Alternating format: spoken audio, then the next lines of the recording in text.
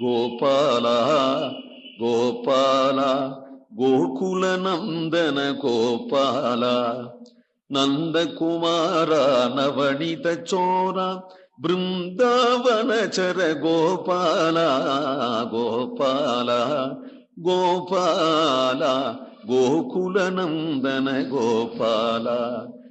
சாதுக்களோடு இருந்து பகவத் குணானுபவம் பண்ணிக்கொண்டு ஸ்ரீரங்காதி திவ்ய தேசத்துல வாசம் பண்ணிக்கொண்டு பெருமாளை சேவிச்சு கொண்டு பாகவதாளோட சல்லாபம் பண்ணிக்கொண்டு இருக்கணும்னு ஆசைப்படணுமா இல்லையா?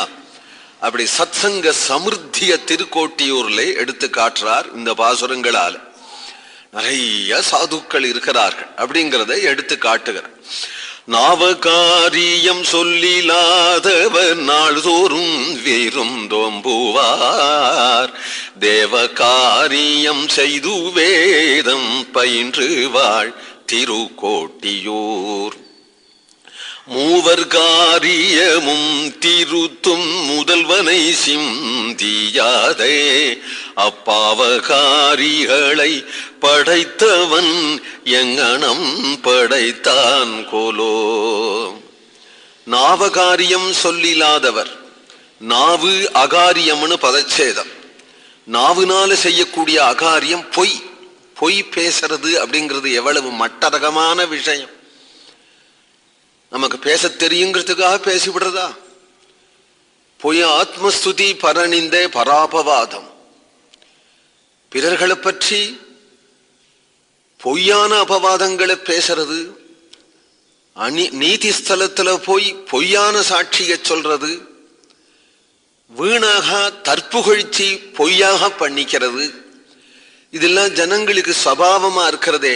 அந்த நாக்கு இருக்கு, வாக்கு இருக்கு அப்படிங்கிறதுக்காக எத்தவனாலும் பேசலாமா? அந்த நாவுனால செய்யக்கூடிய அகாரியம் அகிருத்தியம் இல்லாதவர்கள் அந்த ஊர்ல இருக்காளா? சத்தியத்துக்கு பயப்படுவாளா? சத்தியத்துக்கு கட்டுப்பட்டு நடக்கணும் என்று நினைக்கக்கூடியவன். பொய் இல்லாதவர், பொய் சொல்லு இல்லாதவர்கள். நாவு அகாரியம் சொல் அப்படின்னு பதச்சேதம். நாவகாரியம் சொல்லிலாதவர், ஏனால் எல்லாவற்றுக்கும் மேல வேதம் சத்தியம் வதா என்றுதானே சொல்லித்து. அப்புறம்தான் ஆச்சாரங்களை சொல்றது, தர்மங்களை சொல்றது. சத்தியம்ங்கிறது நீதி, நீதியை முதல்ல சொல்றது, அப்புறம் தர்மத்தை சொல்றது தர்மம் சரா, அப்புறம் நல்லொழுக்கத்தை சொல்றது மாத்ரு தேவோ பவா பித்ரு தேவோ பவா. மூன்று விதமாக பிரிஞ்சிருக்கு. எல்லாத்துக்குமே தர்மம்னு நம்ம பேர் சொல்லிட்டு இருக்கிறோம். நீதி வேற, தர்மம் வேற, ஆச்சாரம் வேற. இந்த மூன்றும் ஒன்றாகவே பொதுவா சொல்ற வழக்கம். மூன்றையும் பிரிச்சு வேதம் காட்டுறது. நீதி முக்கியம், நீதி எக்காலத்திலையும் முக்கியம். தர்மம் ஆச்சாரங்கள் தான் கலியில கூட நாசமாகும்.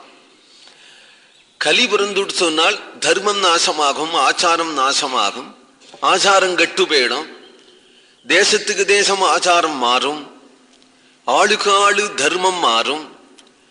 சத்திரியனுக்கு யுத்தம் செய்யறதே தர்மம் அப்படின்னால் அதுவே பிராமணன் செஞ்சால அதர்மம். துரோணர் பண்ணினாரே, துரோணர் பண்ணது அதர்மம். அதனாலதான் அவரை அடிச்சான் கிருஷ்ணன், அடிக்க சொல்லி கொடுத்தான் கிருஷ்ணன். துரோணர் பிராமணனா இருந்து யுத்தம் பண்ணது அதர்மம். இப்படி அகாரியங்கள் தர்மம் இன்னாருக்கு இது தர்மம், அதுவே இன்னொருத்தருக்கு அதர்மமா ஆயிடும். ஆச்சாரம் இன்ன தேசத்துக்கு இது ஆச்சாரம், அதுவே இன்னொரு தேசத்துக்கு அனாச்சாரமா போயிடும். கலியை அனுசரிச்சு தர்மமும் ஆச்சாரமும் மாறுமே தவிர சத்தியம் மாறுமோ? எந்த தேசத்திலையும் சத்தியம் மாறுமோ? இந்தியர்கள் மட்டிலும் சத்தியம் பேசணும், அமெரிக்கர்கள் பொய் சொல்லலாம்னு ஆகுமா? ஆண்கள் தான் சத்தியம் பேசணும், பெண்கள்லாம் பொய் சொல்லலாம்னு ஆகுமா? பிராமணர்கள் தான் சத்தியம் பேசணும், இதரர்கள் பொய் சொல்லலாம்னு ஆகுமா? இல்லறத்தில் இருக்கிறவர்கள்லாம் பொய் சொல்லலாம், பரவாயில்லை, சன்னியாசிகள் தான் சத்தியம் பேசணும்னு ஆகுமா? மனிதனாக பிறந்தவன் எந்த தேசத்திலையும் எந்த காலத்திலையும் எந்த மனிதனும் வாயின்னு ஒன்னு இருந்துட்டதானால் வாய்மை அப்படின்னு தமிழ் சொல்றது. தமிழ்ல சத்தியத்துக்கு வாய்மையினே பெயர். பொய் பேசினா அதுக்கு வாய்மை இல்லை, வாய் படைச்சதுக்கு அர்த்தமே இல்லை. அதனால அதுக்கு பிராதானியம் கொடுத்து ஆழ்வார் முதல் பேசுறார். இதுக்கு பிராதானியம் கொடுக்கிறார்.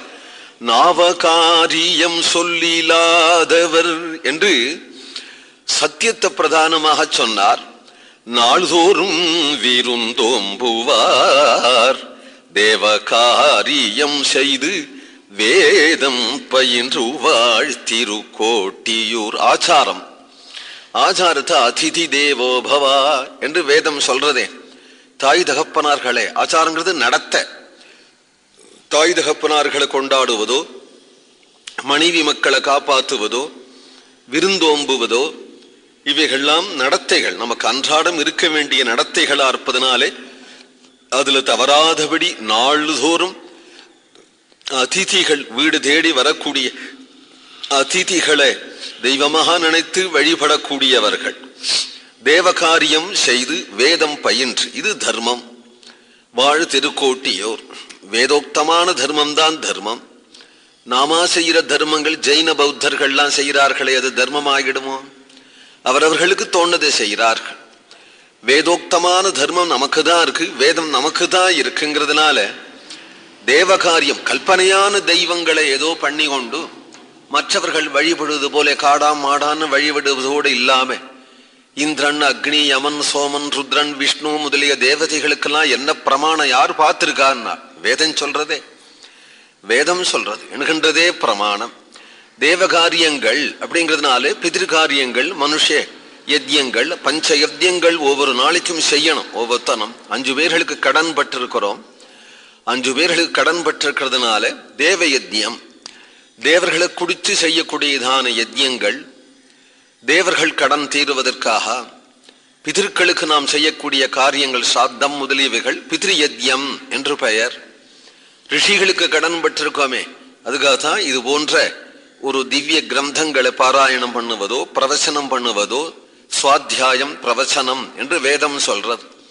இது ரிஷிகளுக்கு கடன் பட்டிருக்கிறோம். அந்த ரிஷி கடன்களை அடைக்கிறதுக்காக நம்முடைய பாராயணம், பிரவச்சனம் முதலியவைகள். மனுஷ கடனை அடைப்பதற்கு அவரவர்களுக்கு செய்யக்கூடிய உபகாரம், பூதங்களுடைய கடனை அடைப்பதற்கு நாய்க்கு சாதம் போடுறது, காக்காய்க்கு சாதம் போடுறது முதலியதான பலிகள் உண்டே, அவைகள். இந்த 5 ஒவ்வொருத்தனும் ஒவ்வொரு நாள் செய்யணும் என்று சொல்லப்படுகிறது. அதெல்லாம் செய்யக்கூடியவர்கள் திருக்கோட்டியூர்லே வாழ்கிறார்கள். தேவகாரியம் செய்து வேதம் பயின்று வாழ்த்திருக்கோட்டியோர். மூவர் காரியமும் திருத்தும் முதல்வனை சிந்தியாதே. திருக்கோட்டியூர்ல நித்தியவாசம் பண்ணும்படியான சௌமிய நாராயணன் அந்த எம்பெருமான் மூவர் காரியமும் திருத்தும். மூவர் காரியமும் திருத்தும் என்று சொன்னால் யாருனால் பிரம்மா, ருத்ரன், இந்திரன். பிரம்மாவுக்கு அவர் குறைய சொல்லிக்கிறார். பிரம்மாவனுடைய வேதத்தை அபகரிச்சென்று போயிட்டான், இந்த வேதத்தை மீட்டு கொடுக்கிறார். ருத்ரனுக்கு அவர் குறைய சொல்லிக்கிறார். ஏன்னா அவர் கையில உள்ள கபாலம் நீங்கணும், அந்த கபாலத்தை நீக்கினார். இந்திரன் தன் குறைகளை சொல்லிக்கிறான். அடிக்கடி அசுரர்களுடைய, ராட்சசர்களுடைய பாதை இந்திரனுக்கு வருது. எப்படி பூலோகத்துல ஒரு கோவில் இருந்தா எல்லாரும் போய் அவரவர்கள் குறைய சொல்லிப்பாளோ, அதுபோல தேவலோகத்திலையும் ஒரு கோவில் அங்க போய் சொல்லிக்கிறாள். எல்லாமே பூலோகத்து கோவிலுக்கு அவ வரலாம் அங்கேருந்து. ஏன் அப்படின்னா, இங்கேயே இருந்தா கூட, ஸ்ரீரங்கத்திலேயே இருந்தா கூட குறை சொல்லிக்கணும்னா திருப்பதி போறாள் இல்லையா, அங்க போய் சொல்லிண்டா பலிக்குமாக்கும் அப்படிங்கிற ஒரு அபிமானம் இருக்கிறது போலே அவர்கள் திருக்கோட்டியூருக்கு ஓடி வந்து பெருமாளிடத்துல சொல்லிக்கிறார்களே. அதை திருத்தக்கூடிய சௌமிய நாராயணன் எழுந்துருள் இருக்கக்கூடிய அந்த எம்பெருமானே தன் குறைகளை அவனிடத்துல சொல்லிக்கிறது. அவனை சிந்திச்சாலே எல்லா குறையும் நீங்கிடும். அவன் சிந்திக்கிறது கூட தெரியாதவர்களாக அப்பொழுது சோர்த்து நின்றும் தூங்கிண்டும் இருக்கக்கூடியவர்கள், வேறொன்றும் அறியேன் என்று. ஏன் அப்படின்னா அசனம் சயனம் 2 தான் தெரியும். அசனம் பண்ண வேண்டியது உடனே சயனம், சயனம் பண்ண பிறகு உடனே அசனம், அசனம் பண்ண வேண்டியது சயனம் என்று தவிர வேறு ஒன்றும் தெரியாதபடியே வாழ்கின்ற அந்த, அப்படியே தெரியாதபடி இருந்தா கூட பரவாயில்லை, அசனத்துக்காகவும் சயனத்துக்காகவும் இவர்கள் பண்ற பாடுகள், இந்த பாடுகள் பாபகாரியங்களா ஆகிறது. பாபகாரியங்கள் குறித்த காரியங்களே விதித்த தர்மங்களை செய்யாதபடி, செய்யாதேன்னு சொன்னவைகள் எல்லாம் மூச்சு பிடித்து கொண்டு செய்து கொண்டு விகித கர்ம தியாகம், நிஷித்த கர்ம ஆச்சரணம் என்றான பாவங்களை செய்யக்கூடியவர்கள். இந்த பாவங்கள் இருக்கட்டும், இந்த பாவங்கள் கூட ஹரிநாமம் சொன்னா நிவிருத்தி ஆகிடும். ஹரிநாமமே சொல்லாம இருக்கக்கூடிய பாபத்தை காட்டிலும் பெரிய பாபம் வேற என்ன இருக்கு? இந்த பாபகாரிகளை எங்கனம் படைத்தான் என்கிறார். பாவகாரிகளை படைத்தவன் எங்கனம் படைத்தான் கோலோ. இவனை எப்படி பெத்தாளோ அம்மா, எப்படி பெத்தானோ அப்பன் அப்படின்னு ஒரு மனுஷால குறை சொல்றதும் ஒரு பாபம் தானே. நேர படைச்சவனையே சொல்லிவிடுவே. இப்படி ஒரு சிருஷ்டி, அநேகமா இது சிருஷ்டியா தான் இருக்கணும். என்ன இருந்தாலும் பெத்து வந்த மனுஷனா இருந்தா கூட தப்பி தவறி பகவன் நாம சொன்னாலும் சொல்லுவா. இந்த ராவணன் கும்பகர்ணன் எல்லாம் சிருஷ்டிச்சாள் அப்படிங்கிறாளே, அவெல்லாம் பெத்தான்னு அர்த்தம் இல்லை. இப்படி அசுரால் எல்லாருமே மானச சிருஷ்டியாவே பண்ணினார்கள் ரிஷிகள் தபோபலத்தால. அதுபோல ஹிரண்யன கசிப பிரஜாபதி சிருஷ்டி பண்ணது போல யாரோ ஒருத்தர், அநேகமா பெருமாளாத்தான் இருக்கும், இது மாதிரி ஒரு சிருஷ்டி பண்ணி விட்டாரே. இப்படி ஒரு சிருஷ்டி எண்ணத்துக்கு பண்ணி இருக்கணும். ஏன்னா நாயா இருந்தா கூட ஒரு வைஷ்ணவன் வீட்டு வாசல்ல வாழை ஆட்டி நிற்குமே. பூனையா இருந்தாலும் ஒரு வைஷ்ணவன் வீட்டுக்குள்ள வந்து அவன் சாப்பிட்டுட்டு இலையில வச்சிருக்கிறத சாப்பிடுமே. காக்காயா இருந்தாலும் ஒரு வைஷ்ணவன் வீட்டுல போட்டிருக்கிற பலியை சாப்பிடுமே. இது ஏன் இப்படி? இப்படி ஒரு புழுவா இருந்தாலும் ஒரு வைஷ்ணவன் வீட்டு கொல்லையில உள்ள சாக்கடையில புழுக்கிற புழுவா இருக்க கூடாதோ? இப்படி ஏன் இந்த மனுஷன்? ஏன்னா அதுகள்லாம் வைஷ்ணவ அபச்சாரம் பண்ணாதே. இவனுகள்லாம் நாக்கு துள்றதே பாகவதால நிந்த பண்றதுக்கு, பகவான நிந்த பண்றதுக்கு. எப்படிதான் படைச்சானோ இவர்களை அப்படின்னு அழுத்துக்கிறார். கோவிந்த நாம சங்கீர்த்தனம்.